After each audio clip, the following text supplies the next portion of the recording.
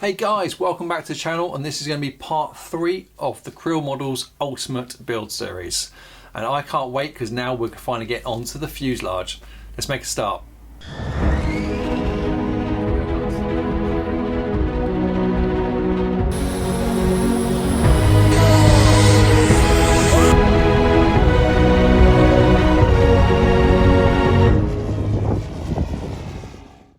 Okay, so as per normal, last time round we completely finished the horizontal stabilizers and all the different wing panels. 3 wing panels on this. Top wing is a single piece, and then we've got the bottom 2 which plug in. So this time round we're going on to the fuselage and having a quick look at what we need to do. It's basically finish it off. So it's putting the exhaust holders in, tank holders, battery holders. That's the first steps. Then we're going on and installing the rudder linkage, cutting the holes in the back for the pull closed loop system that's going in. And then we'll be mounting the throttle servo, the choke servo, and of course the GP123 engine which is going in. Then after that we'll be installing the fuel and smoke tanks, and then it's on to equipment installations. We've got a PowerBox Competition SR2 going in, a couple of batteries for that, 2 receivers, smoke battery, and then of course putting on the undercarriage. So I'm hoping we'll get all that done in this video. Let's crack on. Right, so I think the first thing we're going to do is we're going to hook up or install the rudder servo, and then hook up the rudder servo as well to the rudder, put the closed loop in, which involves cutting the holes out. So I'm going to use an SB2290, which is from Savox. So this is a 50 kilogram servo, and its speed is 0.13 of a second. So it's more than fast enough and it's more than powerful enough. Now there is an option here to put 2 servos in and pair them together. But I don't need to do that in this model. This servo should be absolutely fine. I've double checked that with a few people as well. So let's get this installed and then we'll work out where the closed loop's going. So there's the servo installed. Now I've decided to put the servo on the closest hole to the rudder, because then that allows me, if I want to put a second servo in, I can just pair it back and put that servo here, which is where the second servo would go. And I don't need to adjust the closed loop, because the closed loop will always go on the nearest one to the rudder, and then the strengthening on the second servo. So I'm going to be using, again, Seacraft components. So this is the offset arm, which will be going on front servo. I have already got the arm and the rods to connect if I do want to do the second servo, but again, not doing that just yet. And then for the closed loop set, I'm using the, first of all, the rudder set, and it's got the pull wire inside there, but on all these different connectors. And I've not seen these before. I think they're tightening it up or closing it up, so I'm not sure how that works. So I'll work that out, then I will show you. So yeah, so I think the first thing we need to do is work out, we'll get the head on, and we'll work out how the closed loop exits the fuselage. So now the servo is placed, we need to install the rudder. So this is the first time the rudder's been on the model. It should just be a case of, I've pulled the pin out from the top of the rudder. We should just be able to slot it in, push it right up, and hopefully this pin will slide back in.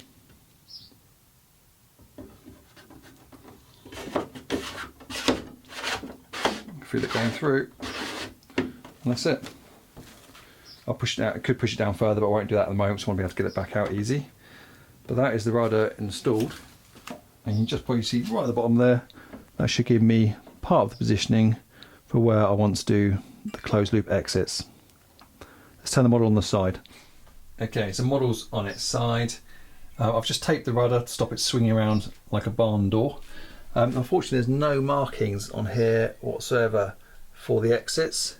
So what I'm going to need to do is probably work out a straight line to where the servo head is, so we can get it relatively straight, and then work out where we want to exit. So we don't want the wire snagging on the exit if it's in the wrong place. Right, measure, measure, measure. Okay guys, I think we're ready now to cut out the hole for the closed loop. So let me show you what I've done. First off, I've marked the centre point of where this is on the fuselage, add a bit of tape on there again, then marked the line down. I then needed to work out the depth of the servo. So I've literally, probably can't see it, but if I look right round, I've measured from the servo to the top of the fuselage using a rule, and that works out to be about 160. And I've also measured exactly where the servo is as well. So I've come down 160 and drawn a line down and then across. So taking the line down from top and then across, that gives me the point here. Okay, I've then taken a rule and laid it all the way down the fuselage, nice straight edge, and connected it to the rear line. Put some tape in the middle underneath the stabiliser, and then drawn across that centre lines. And that gives me the right angle going from the rear all the way through to the servo. Keeping up? Hope so. Right, then I've deduced that I've come down from the centre point of each of the fixings, and I've just come in. So this is a little bit of estimate work based on a picture that I saw online, but I've come in. So that gives me 215mm from the rear of the fuselage to the first point of the exit. Then I'm making the exit 40mm. Which should be more than enough for the closed loop wire to come out. So that is a plan, and I hope that's about right. So what I'm probably going to do, well, I'm going to cut this 40mm and attach one piece of wire and hopefully see what it looks like. So next step is to cut it. Now the tip here is to use a Dremel, but we need to rest the Dremel on something to make sure we get a nice straight exit, otherwise it's going to look wrong, although it is hidden under the stabiliser, hence why I'm doing it under the stabiliser, but I still want it pretty straight because I'll know it's wrong. Right, let's mark it up. Got it marked up, let's get the Dremel on it. So I'm not 100% sure if this is going to work, but I've decided to sacrifice one of my really old steel rules to use as a cutting edge. So I shouldn't be able to go past the steel rule without it obviously hitting. So hopefully you get that straight edge. Might not need it, but let's see if this works.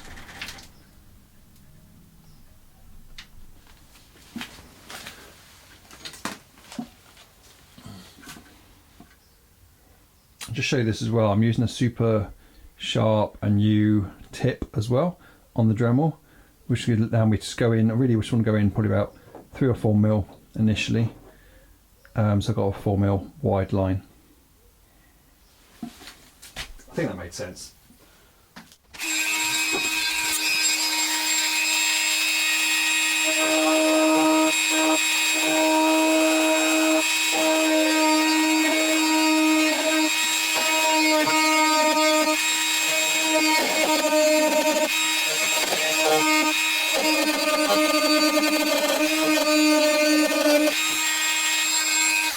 I think that's done the job. I'm just going to check it, check the length, tied it up with a file.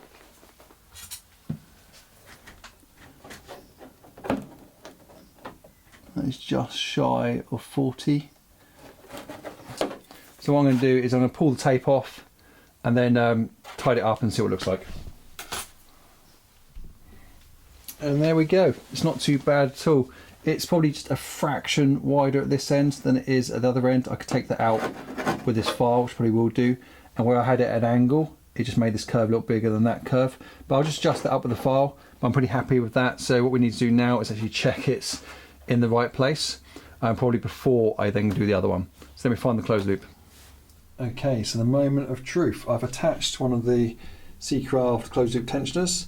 If you've not seen these before, I've just done a quick short video on how they go together, which I'll put in the description below. Well worth having a look, and it takes 30 seconds. So I've attached one on one side because we've only done one hole. Let me just spin the fuselage around so we can see the exit.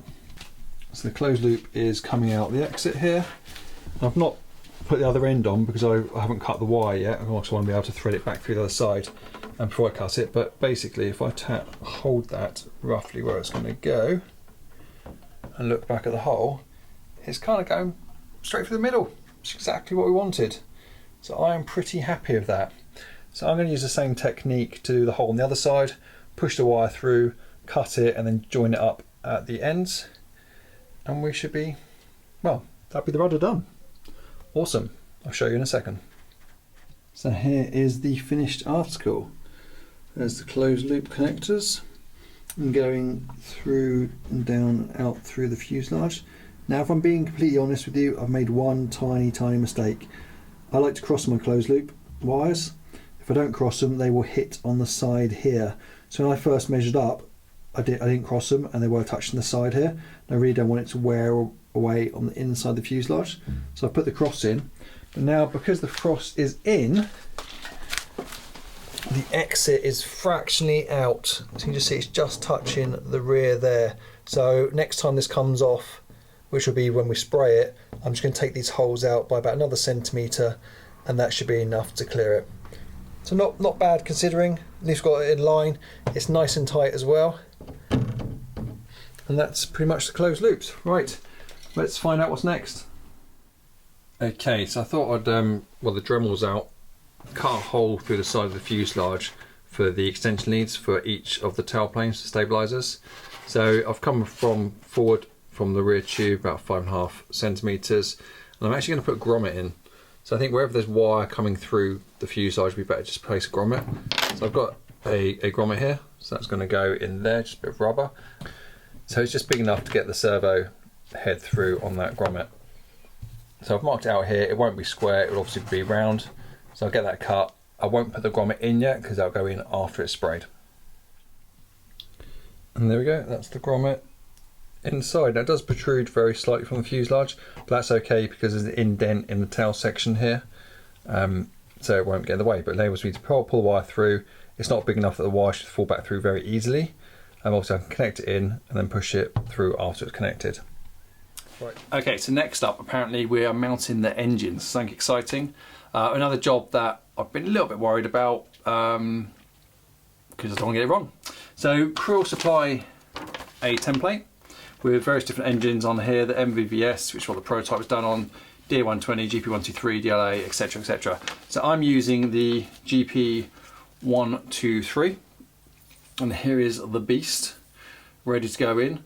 And I'm also going to be using, rather than just normal standoffs, I'm going to be using ply to dampen some of the noise out and dampen some of the vibration, but that's what I've been recommended.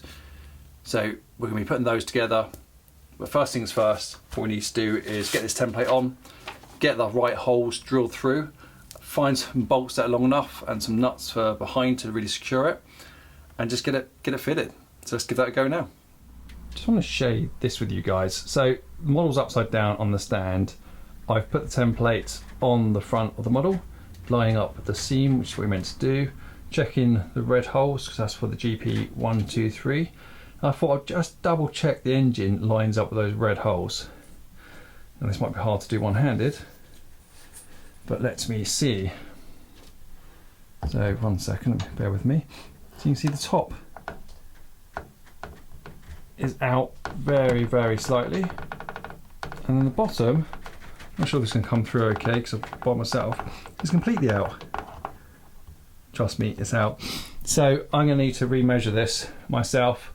I don't know why that's the case, why it's out, but this is why you check things twice. Okay, so after a bit of head scratching, kind of thinking about it, you can actually see the template is fractionally smaller here. It's just not lining up. So I've actually put it on square, but it's not quite lining up. So what I've worked out is that where the sharpen mark is actually where the center hole needs to be, which looks right to me because it's just, see, it's out on every single one of these red dots. So I'm pretty much in the ballpark there. Right, I'm going to commit to that, get these drilled out, and see if I can find some bolts to the engine. Okay, so it turns out I don't have the right engine bolts. They're not quite long enough, so I've just gone on orders at M5 70 mils. So we'll get the engine fitted as soon as they arrive. So in the meantime, I thought I'd have a look at the mount for the pipes and the mount for the tank as well. So let's check these out. So here we are. So there's literally kind of nothing in the instructions about these other than just says there they are, make them. So this is the tray which gets made up. This part gets glued on here, then a backstop as well. So this is for 2 tanks, one for fuel, one for smoke, and then we have the pipe mount here again with 2 parts that get glued on to mount the pipes will go through. I've got a bunch of other parts which I've not quite worked out yet, not mentioned at all in the instructions, so we'll come back to those. Then inside the fuselage you can see that there's a supports here, which is where the tank tray will sit on and get screwed in on these parts here, and it will slot through this former at the back. Then lower down you can just see another slot there and a slot here, which is where the pipe mounts will go as well. So I'm going to get those glued up, and then we're glued up on the bench, and then we'll dry fit them into the fuselage. Okay guys, I've literally just had my head inside here for about an hour getting these trays to fit. So they're made up, first of all, I've made them up with super glue, putting the edges on, and also run an epoxy fillet on all the edges so they shouldn't vibrate loose. And then I had to open up the holes. I think you just about see, if I zoom in, where they slot into, right inside there. Whoops, that's better. Right inside there had to be opened up on all 6 slots. So they are currently dry fitted, no glue. I'm not going to glue them in right now. Well, the top one doesn't get glued. You've got screw holes here to use self tappers, or I might use bolts instead. But it's the bottom one that gets glued in place. So I'm not going to do any of that now. I'm going to take them back out because I want to be able to get right up front there when I fit the ignition system and also mount the engine. But at least that's another job done. Great stuff. So while I'm sort of cutting stuff and sanding stuff, I think next up I might make a tray to go into this section here. Now, Krill does say you can just like stick your components, batteries onto the sidewall, but I'd much rather have a nice tray with as many wires as possible being hidden. So I'm going to use the same material as what the servo tray is made out of. I'm going to come off the front here. I'm just going to make a plate to go all the way back to around about here, and then I'm going to put a former in there, or a half former in there, just to support the edge of the tray. And I'm going to use self tappers, going to make the whole tray removable. So that is my next job. Okay, so to make the plate up, I've taken a measurement of the back section here, and I've measured forward as to where I want to go to, which is roughly that mark there. Appreciate it's a bit dark inside there. And I've measured distance here to then get the taper of the fuselage. That's the idea anyway. I've then got a piece of the same material from Krill, as you can see, so it all matches in, and on the back of that I've started marking out that same shape. So ignore this line, did that wrong. So I've drawn a centre line. Distance here is the wide part of the fuselage, distance here is the narrower part, and I've come off the centre line equally to the back. And you can see as well, I've worked out the notch section as well. So I want it to key in with the existing servo tray that's there. And I think that's right. Hopefully close, because I can only make one of these. So let's give it a go. I'm going to cut this out and we'll try and see what it looks like. Okay guys, so here's the tray all cut out. I'm pretty pleased as to how that's come out. And just to show you what I'm thinking at the moment, and this may change, is that we'll probably put our PowerBox somewhere like that. Have a screen back here, battery either side, just kind of roughly like that, and then probably receivers either side at the far end as well. And then I'll run holes through this and grommets through it to run all the wires underneath it, just make it a little bit tighter. So that's what I'm currently thinking, but I'll do that as part of the installation towards the end of the build. So let's get this tray actually into the plane. And that is the first part of the tray made. So as you can see, I've keyed it in at the back here, which allows the back of the tray to be supported on the existing former. I will put blocks in on this former as well, so I can screw through on both corners. But the next step really is to support the front of the tray. So I'm going to make a half former myself out of similar material, and then use blocks on that to screw the front down. And I'll show you when that's done. And there's the former that I've made up. Now the idea of this is I'm going to epoxy this in, then I'm going to put a fillet of microbooms on the front and on the back, and that should be more than strong enough to hold the front of our tray. As well as that, I'm going to put a couple of blocks in each corner, here and here, so I've got something I can screw the tray down onto. So let me get that done, and then I'll show you the tray finished. Okay, so that's the original support for the servo which comes with the model, and you see that I've just tapped in, sorry not tapped in, but glued in with epoxy a couple of blocks there using the same plate.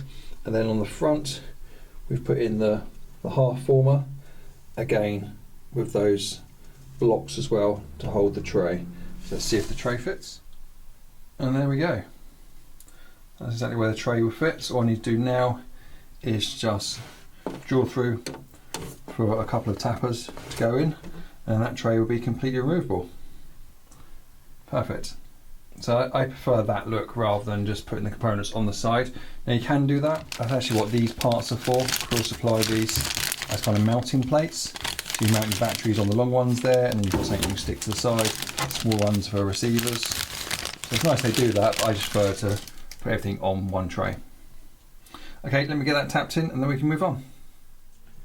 And there we go, the tray is now absolutely secured. So I've ended up using some servo screws, washers. I'll probably end up changing those out to something slightly bigger, but right now it's in a super tight So I've still got to cut out the holes in the tray and mount all the gear, but like I said, I'll do that towards the end of the build. Right. Okay guys, we've just about hit time on this video. So thank you very much for watching. Please make sure you like and subscribe, because next time round we will be continuing the work on the fuselage. We will be turning it upside down, we'll be cutting out the vents underneath, and also getting that GP123 mounted and fitted, and the cowling on as well. It's really starting to take shape. I'll see you then.